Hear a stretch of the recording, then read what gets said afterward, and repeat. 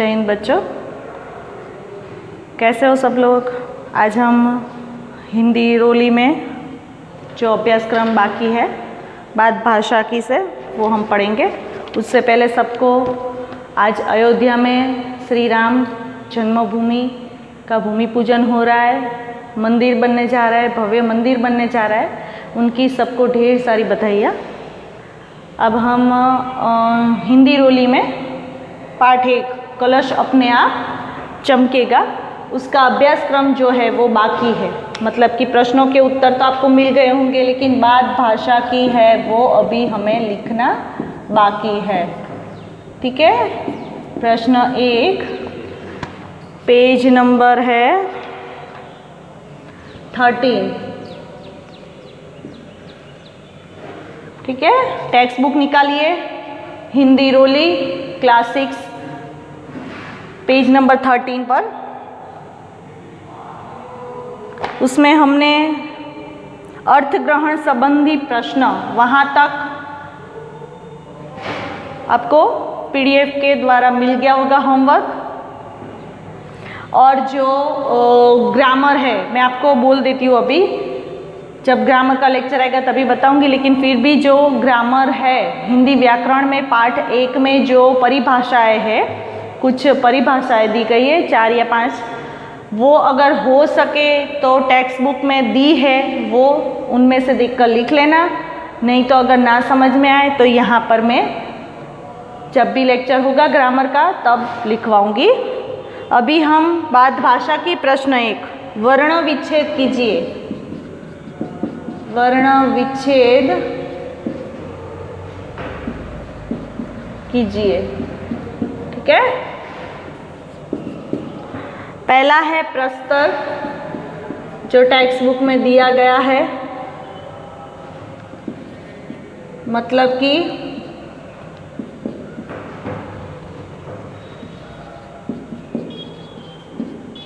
प्र में र की मात्रा आती है, समझ में आया। शब्द में र, इसे हमें अलग करना है। प्र कैसे अलग होता है, प में से र अलग होता है और दोनों को कैसे बोला जाता है, प्र अ। मतलब कि प र अ स आधा त अ र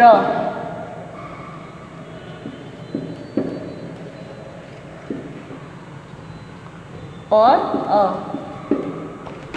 ये पूरा जो प्रस्तर शब्द है उनका वर्ण विच्छेद हुआ है। प्र, पहले तो प्र का हम समझेंगे, प र। प्र कैसे बना, प और र से, उसमें र की मात्रा आती है।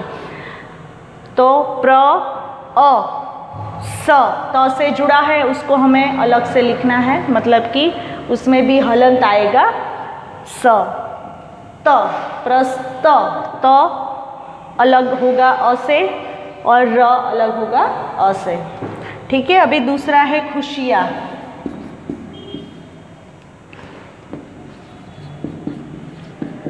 खुशियाँ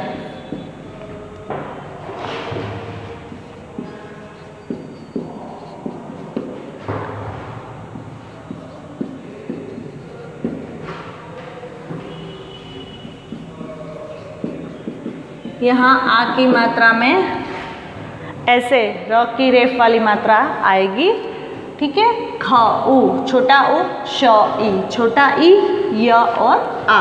खुशियाँ जो ये बहुवचन शब्द है, खुशियाँ शब्द जो है वो बहुवचन है। निर्माण, निर्माण करना।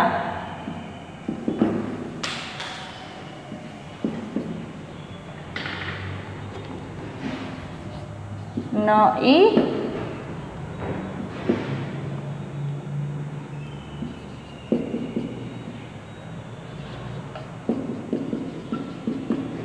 निर्माण।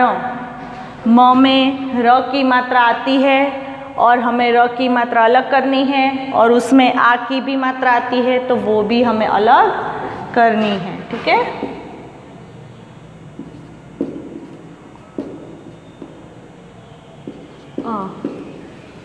न ई र म आ ण ई, ठीक है। सॉरी, ये हुआ निर्माण।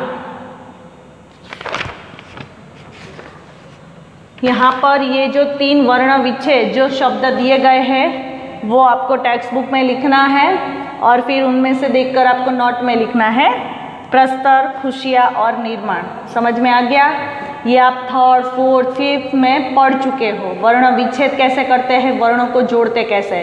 विच्छेद करने के समय पर हमें हलंत लगता है, स्वर और व्यंजन को अलग अलग लिखा जाता है, व्यंजन से स्वर अलग किया जाता है, तब हलंत लगता है शब्द के नीचे, वर्ण के नीचे।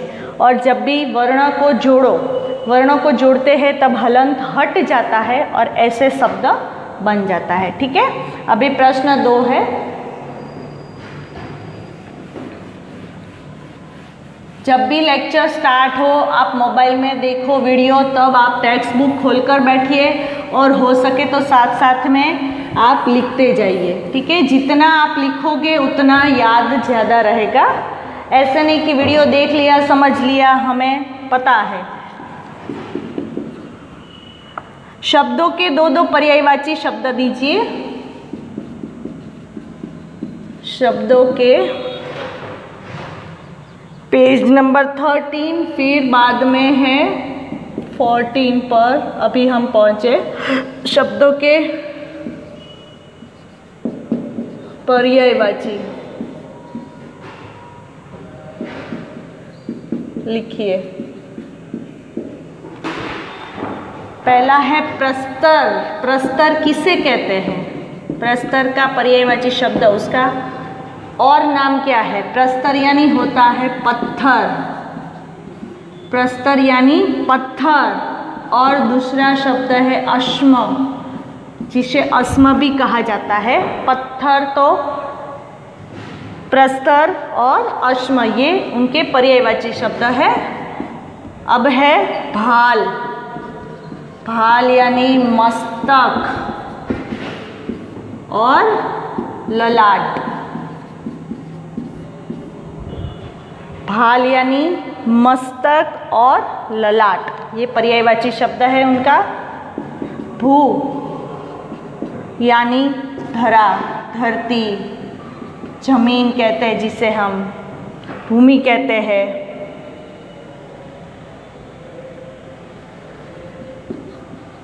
धरा भी कहते हैं, ठीक है, बहुत सारे नाम हैं।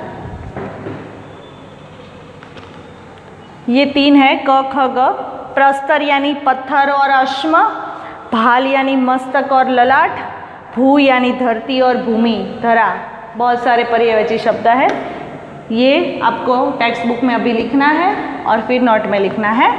अब इसके आगे है, पढ़िए और समझिए। जब एक स्वर रहित व्यंजन और एक स्वर युक्त व्यंजन के मेल से नया व्यंजन बनता है। एक स्वर रहित जो आधा शब्द है और स्वर युक्त मतलब कि पूरा शब्द, पूरा वर्ण, दोनों को जोड़कर कुछ नया शब्द बने, उसे कहते हैं संयुक्त व्यंजन। इस प्रकार बने व्यंजन का रूप मूल व्यंजन से भिन्न होता है। मतलब कि एक जो आधा शब्द है पूरे शब्द के साथ जोड़कर एक नया ही शब्द बनता है जो अपने मूल रूप से अलग होता है, भिन्न होता है। इनकी संख्या कितनी है? 4। क और श को मिलाकर क्ष बनता है, आपको पता है। त और र को मिलाकर त्र बनता है। ज और ज को मिलाकर न बनता है। श और र को मिलाकर श्र बनता है।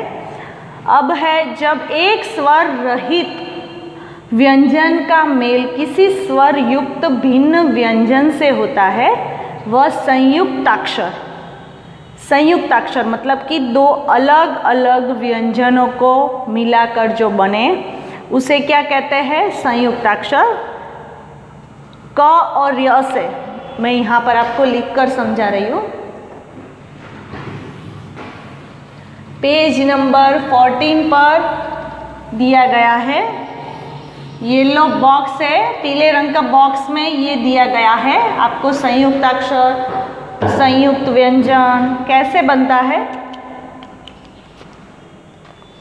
संयुक्त व्यंजन मतलब कि क और श को मिलाकर क्ष बने, त और र को मिलाकर त्र बने, झ और न को मिलाकर न बने, और श और र को मिलाकर श्र बनता है। इसे क्या कहते हैं? संयुक्त व्यंजन। क्या कहते हैं? संयुक्त व्यंजन कहते हैं। इनकी संख्या कितनी है? 4। क और श को मिलाकर क्ष, त और र को मिलाकर त्र, ज और ज्ञ को मिलाकर ज्ञ, श और र को मिलाकर श्र। इनकी 4 संख्या है। इसे संयुक्त व्यंजन कहा जाता है। अब संयुक्त व्यंजन से जो शब्द बनता है वो अपने मूल रूप से भिन्न है। मतलब कि हम क्षत्रिय है, क्षमा है, बहुत सारे शब्द त्र से बनते हैं, ज्ञ से, श्र से बनते हैं, लेकिन उनका मूल रूप क्या है वो अलग है। लेकिन शब्द मूल रूप से जो भिन्न बनता है, लेकिन उसे कहते क्या है? संयुक्त व्यंजन। क्ष को, त्र को, श्र को। अभी संयुक्ताक्षर व्यंजन किसे कहते हैं वो हम समझेंगे जब एक स्वर रहित, मतलब कि क य से जुड़ा हुआ। अब अगर हमें ये पूरा शब्द बोलना हो तो हम क्या बोलते हैं? क य ऐसे बोलते हैं? नहीं, क्या बोलते हैं। ठीक है। अगर हमें इनसे शब्द बनाना हो तो क्यारा, क्यों, ऐसे शब्दों का हम प्रयोग करते हैं। क्योंकि, क्यों, क्या हुआ। तो ऐसे बहुत सारे शब्द बनते हैं न और य से न्य, मतलब कि न्यारा, अन्याय, न्याय। बहुत सारे शब्द है जो अपने मूल रूप से भिन्न होता है। उसे क्या कहता है? संयुक्ताक्षर। 2 अलग अलग वर्णों को जोड़कर, क और य, उनसे जो शब्द बना वो क्य। संयुक्त मतलब कि अलग अलग शब्दों को जोड़कर जो एक शब्द नया बने उसे क्या कहते हैं? संयुक्त। संयुक्ताक्षर मतलब कि संयुक्त अक्षर कहते हैं। न और य से न्य बनता है। ऐसे ही त और म से ऐसे शब्द सत्य में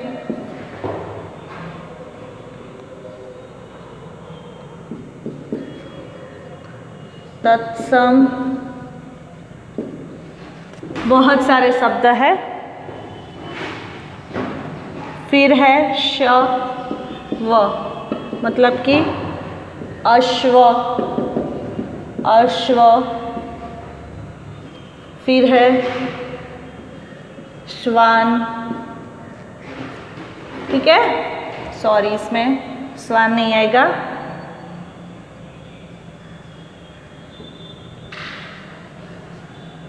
स्वर्ण। तो ऐसे 2 अलग अलग वर्णों को जोड़कर जो नया शब्द बनता है उसे संयुक्ताक्षर कहते हैं। अब प्रश्न 3 में जो है संयुक्ताक्षर और द्ववित व्यंजन से बने 3 शब्द लिखने हैं। उससे पहले अभी द्ववित व्यंजन हमें समझना है कि अभी हमने संयुक्त व्यंजन, संयुक्ताक्षर व्यंजन समझे, अभी द्ववित व्यंजन को हम समझेंगे। उसके बाद प्रश्न 3 की हम चर्चा करेंगे तो आपको जल्दी समझ में आ जाएगा। अभी द्ववित किसे कहते हैं? क, फिर क। अब इनको जोड़कर बना क से पूरा क, जैसे मक्का, धक्का, ऐसे शब्द हम लिखते हैं। तो ये बना कैसे है? क और क। ठीक है। अभी इनको जोड़कर एक स्वर रहित, स्वर के बिना कौन सा शब्द है? इनमें से स्वर हटा दिया जाता है, मतलब कि ये स्वर रहित, ये स्वर के साथ।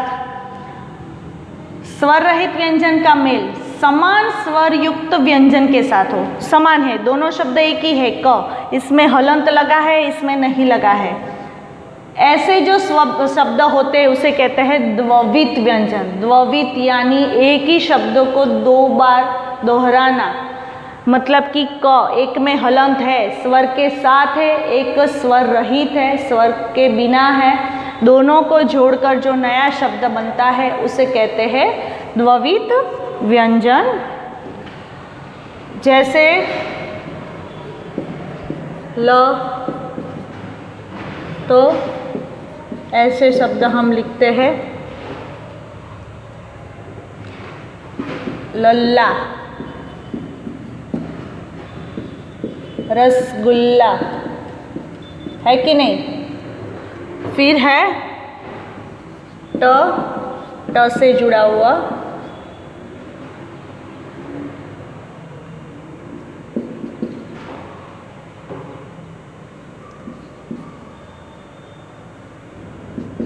मिट्टी,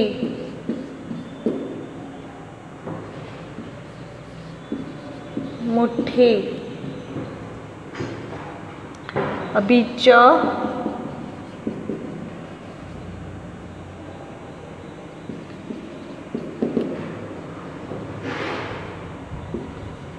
चम्मच, सॉरी ये शब्द नहीं आएगा।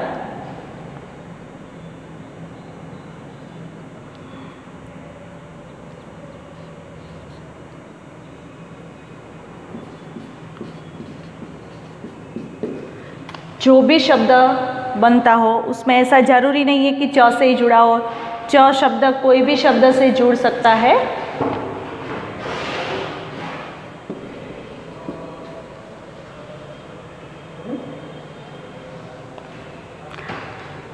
क से जुड़ा हुआ, फिर है ल से जुड़ा हुआ, ट से जुड़ा हुआ, च से जुड़ा हुआ, जो भी शब्द बनता है उसे कहते हैं द्विविध व्यंजन।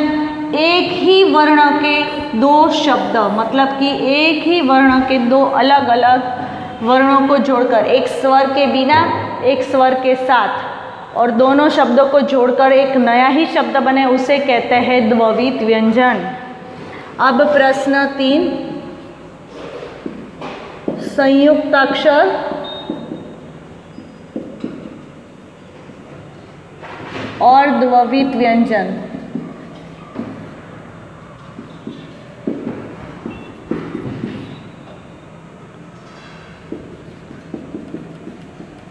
तीन शब्द लिखिए, 3-3, ठीक है। अभी पहला है स्त। स्त से जो भी शब्द बने वो हमें 3-3 लिखने हैं। पहला है मस्त, फिर है दस्तक, फिर है मस्तक। ये स्त से 3 शब्द बने। बहुत सारे शब्द हैं, आप कोई भी शब्द लिख सकते हैं, ऐसा ज़रूरी नहीं है कि मैंने जो बोर्ड पर लिखा है वही शब्द आपको लिखना है। अगर स्त से आपके दिमाग में और भी शब्द अगर आ रहे हैं, आपको पता है कि स्त से बहुत सारे शब्द और भी बन रहे हैं, तो आप वो भी लिख सकते हैं, लेकिन उसका अर्थ होना चाहिए, सही अर्थ। त्व, सत्व,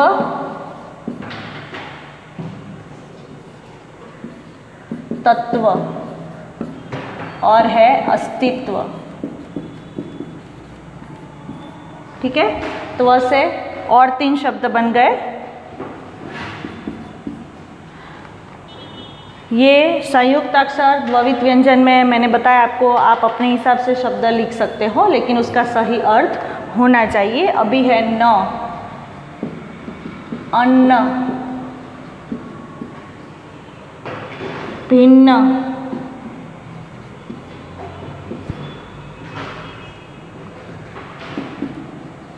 छिन्न,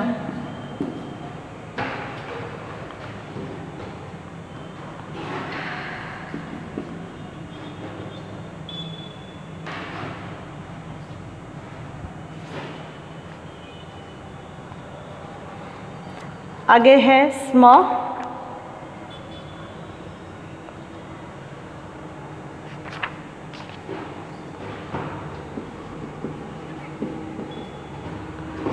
स्मरण,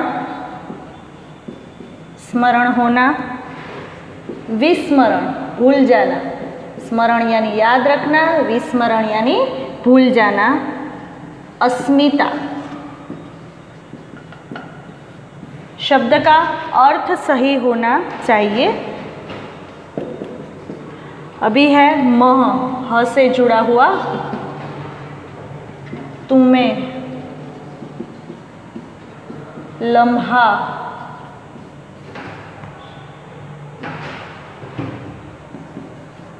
तुम्हारा। कोई भी शब्द सही होना चाहिए। आप कोई भी शब्द लिख सकते हो लेकिन उसका अर्थ सही होना चाहिए। यहाँ तक आपने लिख लिया है, अभी एक बाकी है स, वो यहाँ पर मैं लिख लेती हूँ।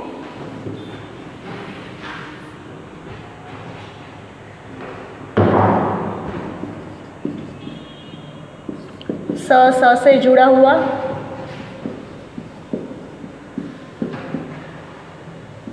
लस्सी, रस्सी,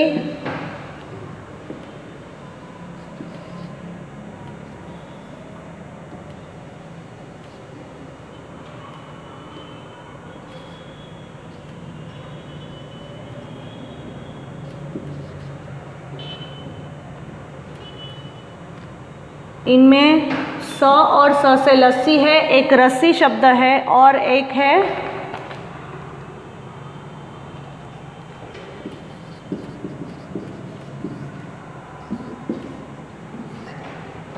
क, ख, ग, घ और च। इनमें से तीन तीन शब्द आपको द्ववित व्यंजन के रूप में लिखना है।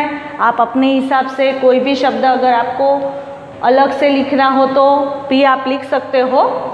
अगर ये शब्द लिखना है तो भी चलेगा और आप अपने हिसाब से भी शब्द बनाकर लिख सकते हो। प्रश्न 3, पेज नंबर 14 में प्रश्न 3, द्ववित और संयुक्ताक्षर व्यंजन शब्द यहाँ पर हमने लिखे हैं, जो टेक्स्ट बुक और नोटबुक में कंप्लीट करना है। इसके आगे जो है अभ्यासक्रम बाद भाषा की में, वो हम आगे के लेक्चर में पढ़ेंगे, जो है शब्दों के लिए लिंग बताओ। कौन सा शब्द कौन से लिंग में परिवर्तन होता है, स्त्रीलिंग है, पुल्लिंग है, ये हम आगे के लेक्चर में इसकी चर्चा करेंगे। प्रश्न 4, 5 और 6 तब तक आप ये टेक्स्ट बुक और नोटबुक में कंप्लीट कर लेना। ठीक है, जय हिंद।